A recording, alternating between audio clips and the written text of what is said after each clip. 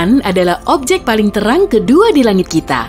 Namun, jika dibandingkan dengan benda langit lainnya, bulan adalah salah satu yang paling redup dan kurang memantulkan cahaya.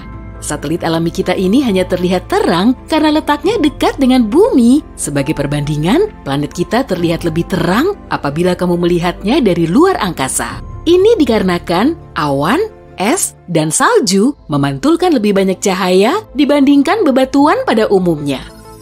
Triton, satelit Neptunus, memiliki permukaan yang sepenuhnya tertutup beberapa lapis es. Jika satelit ini menggantikan bulan kesayangan kita, langit malam pasti akan jadi 7 kali lebih terang. Semakin dekat bulan ke cakrawala, semakin besar pula ia terlihat. Fenomena ini disebut ilusi bulan. Salah satu teori menyatakan kalau atmosfer berperan sebagai kaca pembesar yang membuat bulan terlihat lebih besar. Tapi kenyataannya, kalau atmosfer memang seperti kaca pembesar, bulan harusnya malah terlihat lebih kecil, bukan lebih besar. Sebagian besar ahli meyakini kalau ilusi ini terbentuk oleh pikiran kita yang menganggap ukuran bulan 2 kali lebih besar atau bahkan lebih.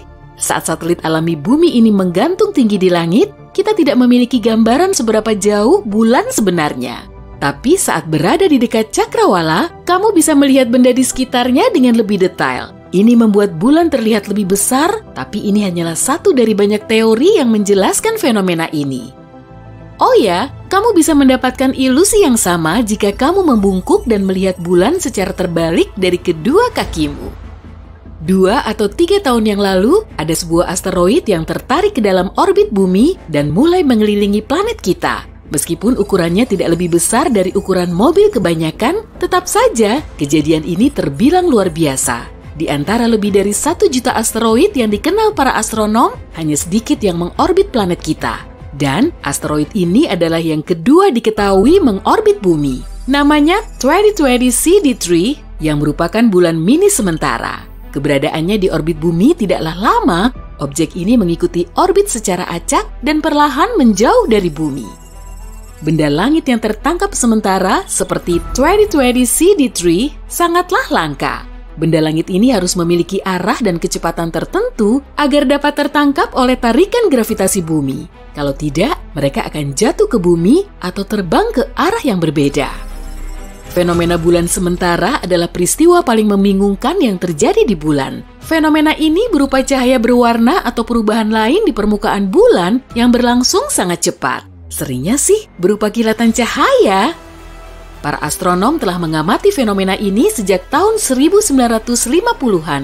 Mereka menyadari kalau kilatan ini terjadi secara acak. Terkadang terjadi beberapa kali seminggu, lalu menghilang selama beberapa bulan. Seringnya, kejadian ini tidak berlangsung lebih dari beberapa menit, tapi ada juga yang bertahan hingga berjam-jam. Saat itu, di tahun 1969, 1 hari sebelum Apollo 11 mendarat di bulan, salah satu peserta misi ini menyadari kalau satu bagian di bulan lebih terang dibandingkan lingkungan sekitarnya. Terlihat seolah area itu memiliki sejenis zat fluoresens. Sayangnya, masih belum jelas apakah fenomena ini terkait dengan kilatan bulan yang misterius atau tidak. Ada kemungkinan terdapat lebih banyak logam di kawah bulan, misalnya titanium atau besi, daripada yang diketahui para astronom. Lalu apa masalahnya? Hal ini bertolak belakang dengan teori utama terbentuknya bulan. Teori tersebut mengatakan kalau satelit ini berputar menjauh dari planet kita setelah bertabrakan dengan objek luar angkasa yang berukuran sangat besar. Tapi kenapa kerak bumi dengan sedikit kandungan logam hanya mempunyai jauh lebih sedikit oksida besi dibandingkan kerak bulan?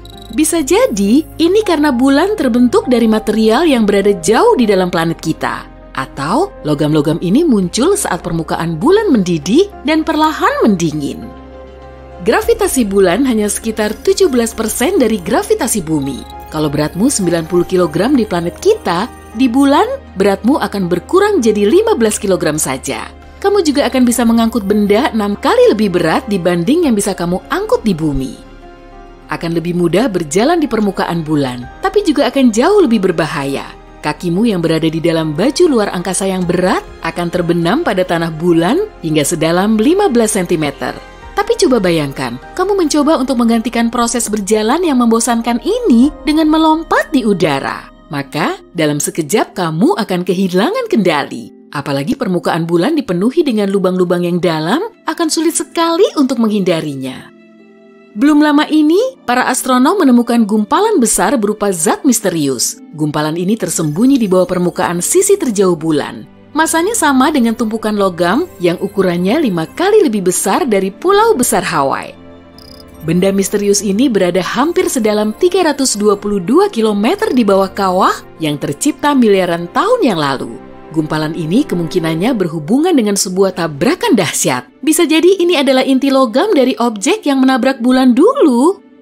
Para ilmuwan tidak sabar untuk meneliti benda tersebut. Penemuan ini bisa menjelaskan banyak hal tentang kawah kutub selatan Aitken, kawah terbesar yang kita ketahui yang ada di tata surya.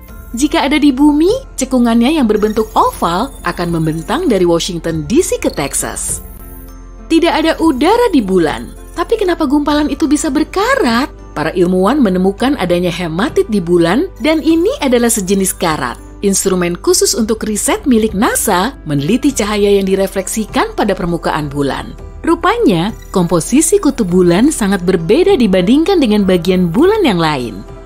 Permukaan bulan dipenuhi dengan bebatuan yang kaya akan besi. Tapi, tanpa oksigen dan air, karat tidak bisa muncul. Belum lagi keberadaan angin surya yang membombardir bulan dengan hidrogen, di mana hidrogen menghambat pembentukan hematit. Meskipun tidak punya atmosfer, bulan memiliki sedikit jejak oksigen yang berasal dari lapisan teratas atmosfer planet kita. Bumi juga hampir sepenuhnya melindungi bulan dari terpaan angin surya, walaupun tidak sepanjang waktu. Meskipun satelit alami kita ini kering kerontang, mungkin saja terdapat air beku dalam kawah di sisi terjauhnya. Bentuk bulan tidak bulat sempurna, tapi lebih seperti telur. Selain itu, pusat masanya berada lebih dari 1,6 km dari pusat geometrisnya. Bumi dan bulan perlahan-lahan saling menjauh, sama lambatnya dengan pertumbuhan kukumu. Ini adalah akibat lain dari gaya gravitasi satelit kita. Gravitasi bulan mengakibatkan air pasang surut di bumi. Dalam waktu bersamaan, ini juga menarik bulan menjauhi bumi. Alhasil, bulan bergerak ke orbit yang lebih tinggi. Pada zaman prasejarah, bulan jauh lebih dekat ke bumi dibandingkan sekarang. Tenang, kita tidak akan kehilangan bulan. Semakin bulan bergerak menjauh, semakin lemah tarikan gravitasinya. Ini artinya, planet kita tidak akan lagi mendorong bulan menjauh dengan terlalu kuat. Hanya ada sedikit aktivitas yang terjadi di bulan. Selain itu, hampir tidak ada atmosfer di sekelilingnya. Itulah sebabnya ilmuwan bisa meneliti kawah akibat tabrakan miliaran tahun yang lalu yang memenuhi permukaan bulan. Sambil menghitung usia kawah tersebut, para astronom menemukan bahwa bulan bersama planet kita melewati masa pembombardiran berat akhir sekitar 4 miliar tahun yang lalu. Peristiwa yang juga dikenal dengan sebutan bencana bulan ini berlangsung selama beberapa ratus juta tahun. Pada saat itu, banyak sekali asteroid yang bertabrakan dengan bumi, Merkurius, Mars, dan Venus. Kemungkinan ada labirin tabung lava di bulan. Belum lama ini, para astronom mendapatkan hasil topografi di bawah permukaan bulan. Mereka menemukan gua berukuran sangat besar di bawah permukaan satelit ini. Panjangnya sekitar 48 km dan lebarnya 96 km. Kemungkinan gua ini merupakan hasil dari aktivitas gunung berapi selama 3 miliar tahun. Setelah aliran lavanya mengeras, terbentuklah lempengan keras dan tebal di bagian luarnya. Tapi di dalamnya, lava terus mengalir, melelehkan batu, lalu membentuk gua dan terowongan. Lubang yang jumlahnya begitu banyak di permukaan bulan yang ditemukan oleh NASA kemungkinan merupakan pintu masuk ke gua lava tersebut. Bentuk orbit bulan yang mengelilingi bumi tidaklah bulat, melainkan oval. Itulah sebabnya jarak antara planet dan satelit kesayangan kita ini selalu berbeda-beda. Mulai lebih dari 362.000 km hingga 402.000 km. Hanya ada sedikit aktivitas seismik yang terjadi di bulan. Tapi, gempa kecil di bulan yang disebabkan tarikan gravitasi bumi terkadang terjadi beberapa kilometer di bawah permukaannya. Setelah itu, muncul retakan dan patahan di permukaannya dan gas mencuat keluar dari sana. Kamu penasaran kenapa bumi tidak punya cincin? Raksasa gas Jupiter, Saturnus, Uranus, dan Neptunus punya cincin. Tapi planet berbatu Merkurius, Venus, Bumi, dan Mars tidak punya. Dua teori menjelaskan kemungkinan terbentuknya sistem cincin. Teori pertama mengatakan cincin mungkin terbentuk dari sisa-sisa saat planet itu terbentuk. Atau teori kedua mengatakan cincin mungkin saja sisa satelit yang hancur dalam tabrakan atau pecah karena tarikan gravitasi planet induknya. Ilmuwan belum tahu kenapa raksasa gas punya cincin, tapi mereka pikir itu mungkin karena planet ini terbentuk di luar tata surya. Planet berbatu terbentuk di area dalam tata surya kita. Itu sebabnya planet berbatu lebih terlindungi dari kemungkinan benturan dan tabrakan yang bisa membentuk cincin di sekeliling planet. Atau alasannya karena planet lebih besar memiliki volume lebih besar, yang memungkinkan sistem cincin tetap stabil. Beberapa ilmuwan berpikir planet kita memang punya cincin dulu sekali. Di tahap awalnya, objek seukuran Mars menabrak bumi dan menimbulkan cincin puing yang padat. Tapi sistem cincinnya menyatu tak lama kemudian, dan seperti itulah bulan terbentuk. Lebih dari 10 tahun lalu, pada tahun 2011, astronom menemukan awan uap air besar sekitar 12 miliar tahun cahaya jaraknya dari bumi. Awan ini adalah sumber air tertua yang kita tahu.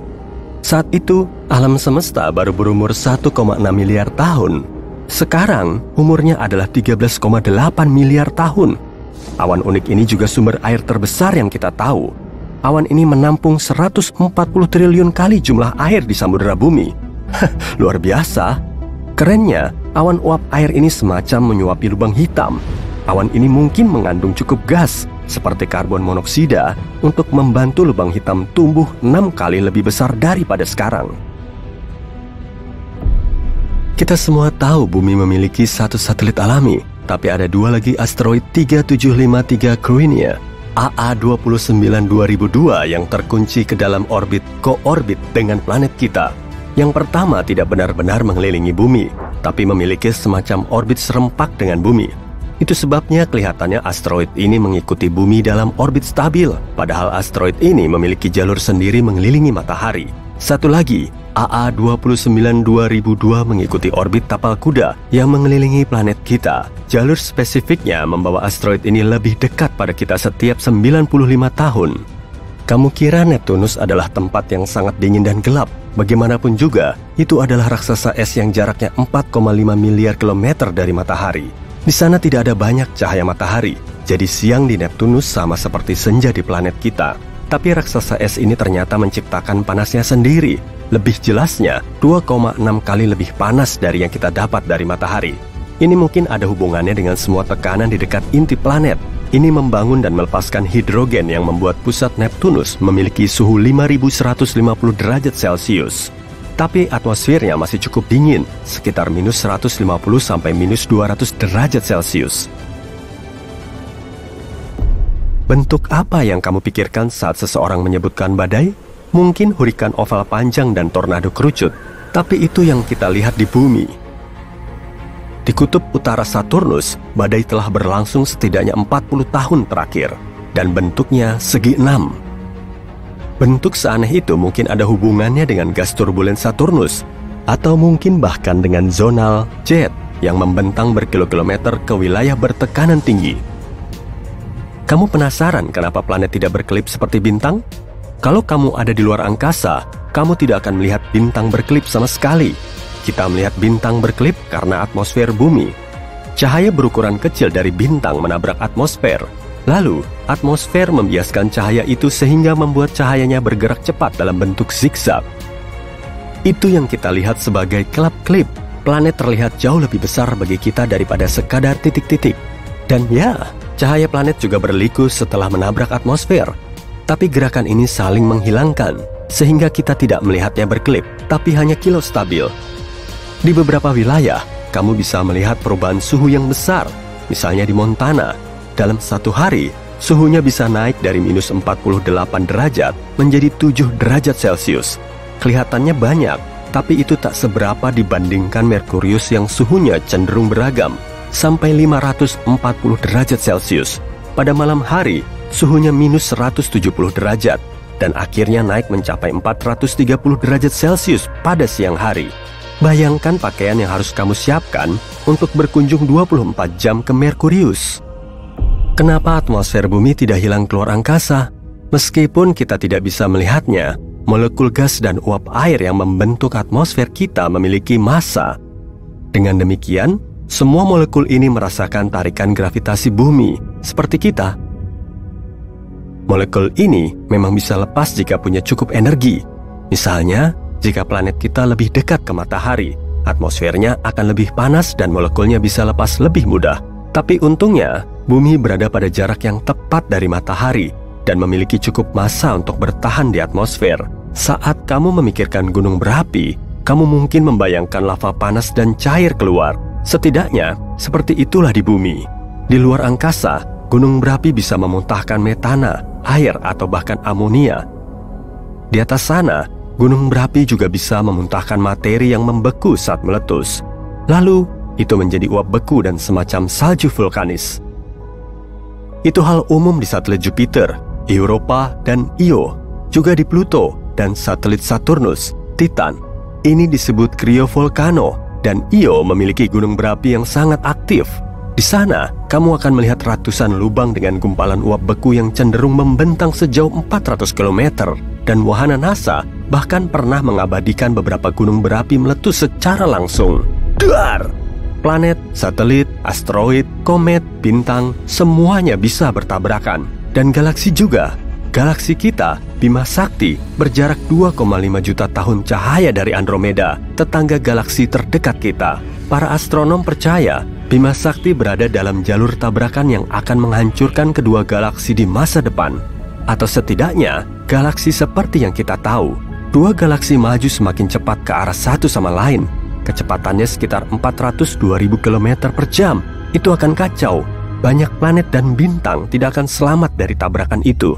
Pada akhirnya dua galaksi ini akan menyatu dan menjadi galaksi baru yang tidak dikenal. Tapi ini biar nggak terlalu tegang, ilmuwan berasumsi ini baru akan terjadi 4 miliar tahun lagi.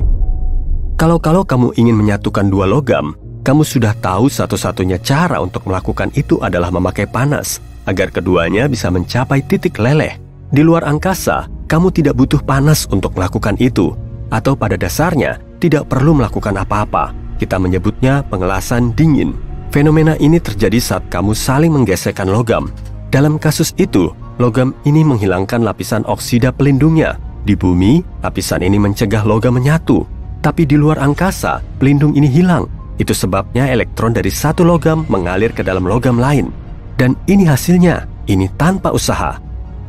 Dulu, ilmuwan percaya bahwa bumi adalah satu-satunya planet di tata surya yang memiliki aktivitas tektonik aktif. Aktif secara tektonis berarti lempeng di bawah kerak bergerak. Proses ini melepaskan panas yang kemudian merusak bentuk permukaan bumi dan menyebabkannya mengecil. Tapi sekarang kita tahu ini terjadi di planet lain juga. Merkurius juga mengecil. Dan ilmuwan mengetahuinya pada tahun 2016 saat pesawat luar angkasa Messenger mengorbit planet ini dan mengirimkan beberapa data penting. Data ini mengungkap ada bentang alam seperti tebing yang dikenal sebagai lereng besar di permukaan Merkurius. Karena relatif kecil, bentang alam ini belum lama terbentuk. Artinya, Merkurius masih berkontraksi, bahkan 4,5 miliar tahun setelah tata surya terbentuk. Bintik merah raksasa Jupiter juga mengecil. Itu adalah badai besar yang mengamuk di permukaan Jupiter. Warnanya kemerahan, bentuknya agak oval, dan lebarnya lebih dari 16.000 km. Yup, itu cukup besar untuk menelan bumi. Dan sekarang, itu perlahan tapi pasti mengecil selama beberapa abad. Bintik merah raksasa adalah salah satu dari banyak badai bertekanan tinggi yang terjadi di Jupiter karena gas yang ada di sana. Sesuatu yang membuat Jupiter dikategorikan sebagai raksasa gas. Tapi hanya karena mengecil, bukan berarti bintik merah raksasa akan hilang dalam waktu dekat. Badai ini bahkan bertambah tinggi. Di luar masih gelap, hampir jam 2 pagi. Kamu keluar dan melihat ke langit, bulan purnama tampak terang. Kamu mungkin merasa sudah tahu banyak tentang satelit alami bumi ini. Tapi coba jawab pertanyaan ini. Bagaimana bulan terbentuk? Jawabannya adalah nggak ada yang tahu. Tapi tentu saja ada beberapa teori. Teori paling populer yang disebut teori tuburukan besar menyatakan bulan terbentuk saat terjadi tabrakan antara bumi dan planet lain. Planet ini pasti lebih kecil dari bumi, yaitu seukuran Mars. Tabrakan itu sendiri mungkin terjadi sekitar 4,5 miliar tahun lalu. Teori lain yang disebut teori penangkapan menyatakan bulan dulunya adalah asteroid atau benda lain yang mengembara. Ia terbentuk di tempat lain di tata surya. Ketika melintas di dekat bumi, ia pun terperangkap gravitasi planet kita. Tapi ada satu fakta menarik. Planet kita dan bulan punya kemiripan isotop dan kimia yang luar biasa. Jadi, keduanya pasti memiliki sejarah yang berhubungan, yang berarti bulan gak mungkin terbentuk di tempat lain. Para ahli lain berpendapat bahwa pada suatu titik di masa lalu, bumi berputar sangat cepat sehingga sebagian materinya terlontar. Kemudian, materi tersebut mulai mengorbit planet kita. Begitulah awal mula bulan muncul di langit. Tapi sekali lagi, ada satu masalah. Dalam hal ini, proporsi dan jenis mineral di bulan seharusnya sama dengan di bumi. Tapi nyatanya, ada sedikit perbedaan. Bulan lebih kaya akan materi yang terbentuk sangat cepat pada suhu tinggi. Ada satu teori lagi, dan ini mungkin yang paling gak menarik. Teori ini menyatakan bahwa satelit alami bumi ini bisa saja muncul bersamaan dengan bumi selama proses pembentukannya. Tapi akhir-akhir ini ada pertanyaan lebih serius yang membuat para astronom sibuk. Apakah bulan benar-benar satelit bumi, ataukah keduanya merupakan planet kembar? Bulan sangat besar jika dibandingkan planet kita, yaitu sekitar 1/4 ukuran bumi. Karena itu, sebagian ahli menyebut sistem keplanetan kita sebagai planet kembar. Tapi, seberapa benarkah itu? Kalau ingin mengetahuinya, kita perlu memberikan definisi pada kata planet. Menurut Persatuan Astronomi Internasional, planet adalah benda angkasa yang mengorbit matahari, cukup besar dan berbentuk hampir bulat karena gravitasinya, dan telah membersihkan area di sekitar orbitnya. Lalu bagaimana dengan satelit?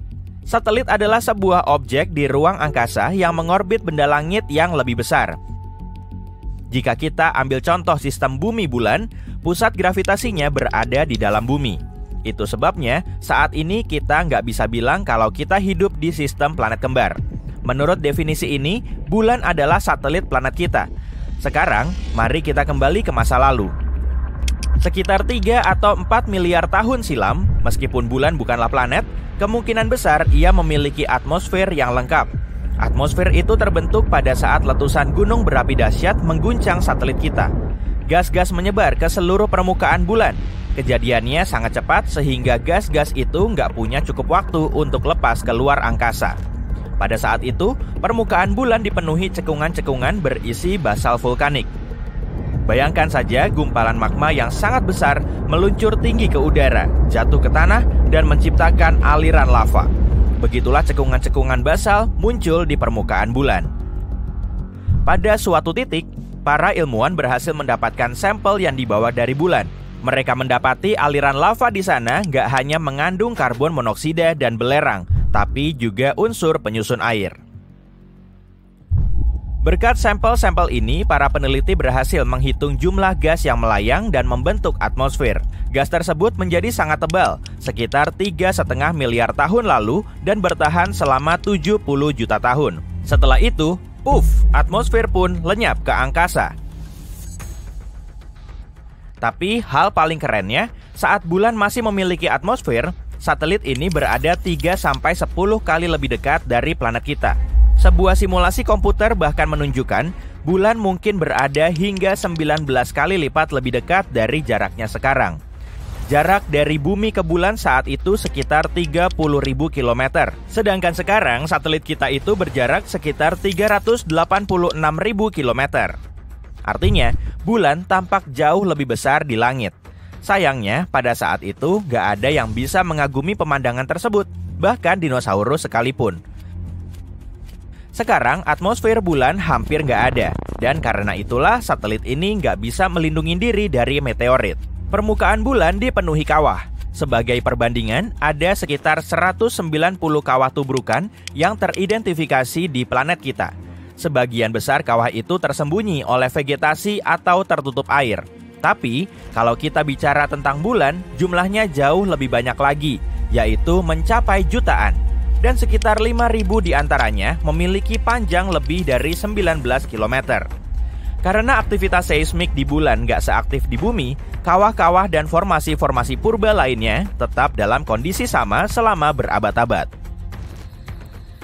Saat kamu melihat bulan, ia adalah objek paling terang di langit malam.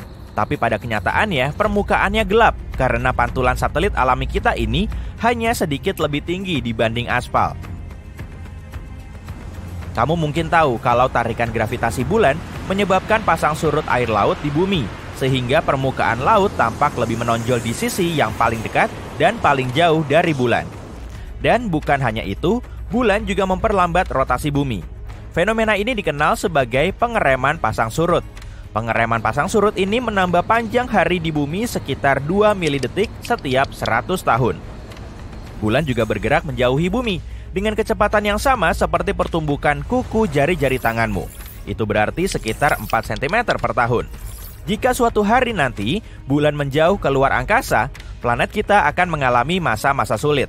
Tanpa efek gravitasi bulan, sudut kemiringan bumi akan berubah drastis. Dari nggak ada kemiringan sama sekali, yang berarti nggak ada musim, sampai kemiringan sangat besar yang mengakibatkan cuaca ekstrim. Meskipun sebagian besar permukaan bulan nggak aktif, satelit alami bumi ini masih mengalami gempa. Satu teori menyatakan bahwa gempa bulan terjadi karena bulan mengalami penyusutan akibat pendinginan pada intinya. Para ilmuwan mengatakan bulan sudah menyusut sekitar 45 meter dibandingkan beberapa ratus juta tahun lalu. Untuk lebih mudah memahaminya, bayangkan buah anggur yang berubah menjadi kismis. Buah anggur akan mengerut dan menyusut. Hal yang sama juga terjadi pada bulan. Ia menyusut dan mengerut, tapi nggak seperti anggur. Bulan nggak memiliki kulit yang lentur. Permukaannya keras dan rapuh. Jadi, seiring ukurannya mengecil, kerak bulan akan retak dan pecah. Lalu potongan-potongannya terdorong ke bagian yang lain. Mau tahu hal keren lainnya tentang bulan? Sebuah penelitian terbaru mengatakan bahwa bulan memiliki ekor. Dan setiap bulannya, ekor itu melingkari planet kita seperti syal. Ekor ramping ini terdiri dari jutaan atom natrium. Dan planet kita secara teratur melintas melaluinya. Hantaman meteor melontarkan atom-atom natrium ini keluar dari permukaan bulan dan lebih jauh ke angkasa. Selama beberapa hari setiap bulan, bulan berada di antara matahari dan planet kita. Saat itulah gravitasi bumi menarik ekor natrium itu. Planet kita menyeretnya menjadi sebuah garis panjang yang melingkari atmosfer. Ekor bulan ini sama sekali nggak berbahaya. Ekor ini juga nggak terlihat oleh mata manusia. Kira-kira 50 kali lebih redup dari yang bisa dilihat oleh mata kita. Tapi, sesekali teleskop super canggih bisa menangkap cahaya kekuningan yang redup di langit. Ekornya tampak seperti titik berkilauan yang berdiameter 5 kali diameter bulan. Dan fakta paling menariknya adalah 2 atau 3 tahun lalu, sebuah asteroid tertarik masuk ke orbit bumi dan mulai